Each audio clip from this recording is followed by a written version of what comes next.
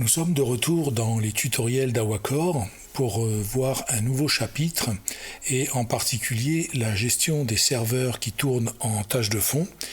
Il y a eu pas mal de nouveautés depuis la version 2024.4, à savoir qu'autrefois les serveurs en tâche de fond, comme la tâche de communication, la tâche de base de données et la tâche de scrutation réseau étaient des fonctionnalités assez gourmandes en ressources CPU. Tout a été entièrement réécrit, tout a été entièrement optimisé et les tailles de code d'ailleurs sont beaucoup plus compactes. Aujourd'hui, on fait appel plutôt à des sémaphores en tâche de fond plutôt qu'à de véritables serveurs.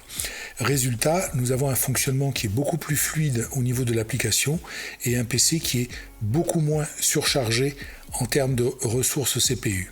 Il y a pas mal de nouveautés également au niveau de l'affichage, où autrefois les serveurs et la gestion des serveurs, leur coupure, affichage, etc. se trouvaient dans le menu système.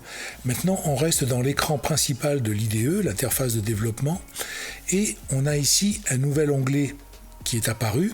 Alors la première page, c'est le commentaire du projet qui est en cours, et il y a maintenant un deuxième onglet qui permet d'accéder directement à la gestion des serveurs.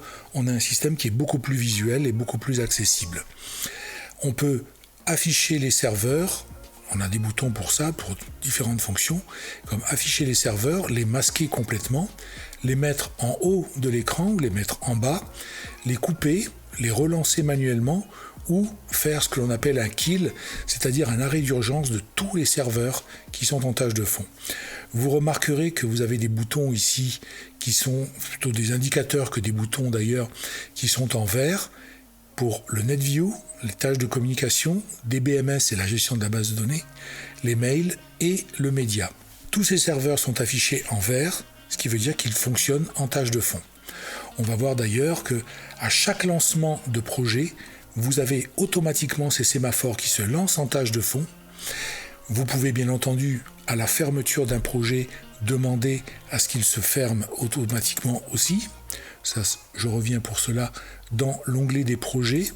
Et dans Statut, vous avez une petite touche ici qui permet de dire « Je garde les serveurs actifs avec le dernier projet quand Awacor est fermé ». Autrement dit, le projet sur lequel vous êtes en train de travailler, en l'occurrence ici MD Production MEIS, si je coche cette case, si je ferme Awacor, les serveurs continueront à fonctionner en tâche de fond. Je pourrais faire autre chose avec ce PC, du Excel, du Word, peu importe, ça tournera en tâche de fond.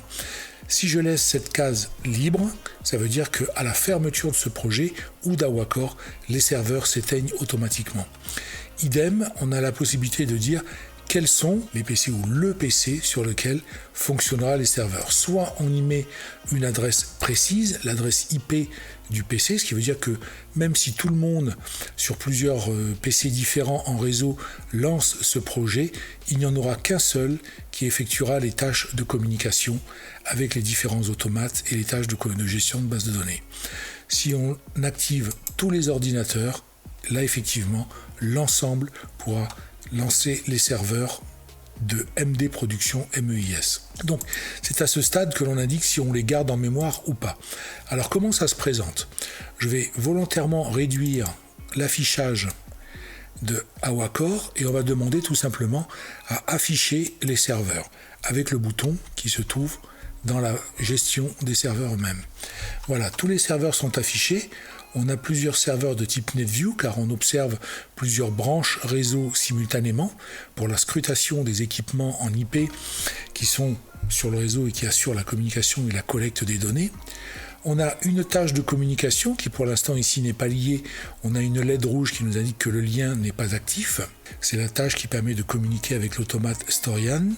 On a une gestion DBMS qui est en quelque sorte la gestion en tâche de fond de toutes les bases de données, le serveur de mail et de log, et un serveur média, car depuis la version 2024.6, Awacor est capable de diffuser des messages sonores, que ce soit des MP3 par exemple préenregistrés, ou des messages vocaux en utilisant la synthèse vocale de Windows, pour lesquels il suffit simplement de taper un message.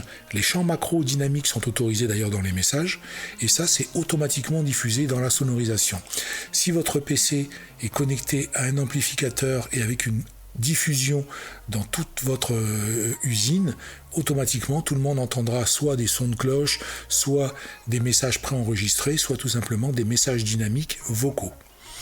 Donc voilà comment se présentent tous ces serveurs qui tournent en tâche de fond. Je peux les masquer, ils disparaissent. Celui-là est actuellement en train de fonctionner, c'est pour ça qu'il met un certain délai.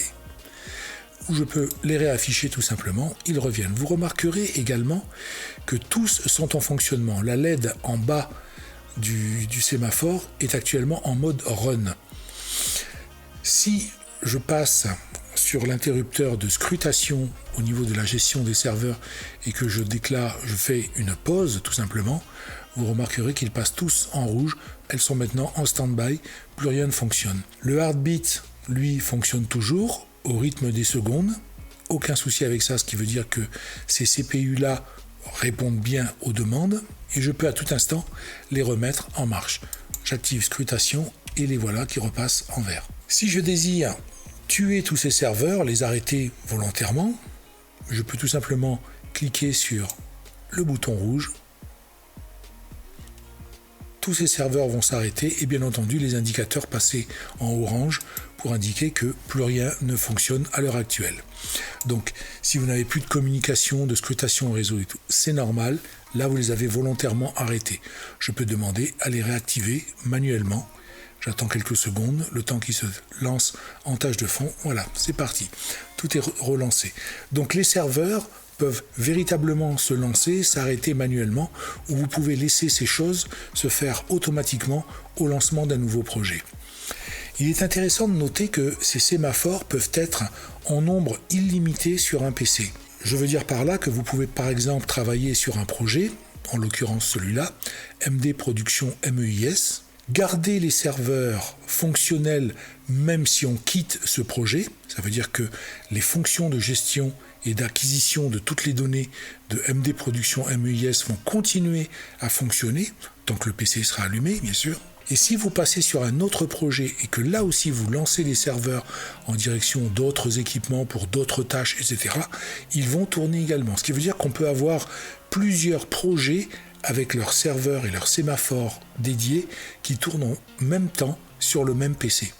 Il y a juste un point qu'il faut quand même noter, c'est que si vous voulez stopper manuellement ces serveurs pour un projet précis, vous allez devoir manuellement passer sur un projet, arrêter les sémaphores qui sont en tâche de fond pour ce projet, passer au suivant et ainsi de suite et faire de même. Parce que lorsque vous cliquez sur le bouton « Couper les serveurs », vous ne coupez que ceux du projet en cours. Vous ne touchez pas aux autres. C'est normal. Donc, la fonction Historian qui permet donc de collecter les données de différents automates, de stocker ces données, d'effectuer des scripts automatiques selon des plannings ou des événements, d'afficher des supervisions et des data loggers, tout cela peut se faire sur un seul PC avec N projets actifs, avec N serveurs actifs. Tout cela est totalement autorisé. Le logiciel est capable de gérer un nombre illimité de serveurs et un nombre illimité, bien entendu, d'équipements de communication, de bases de données, etc.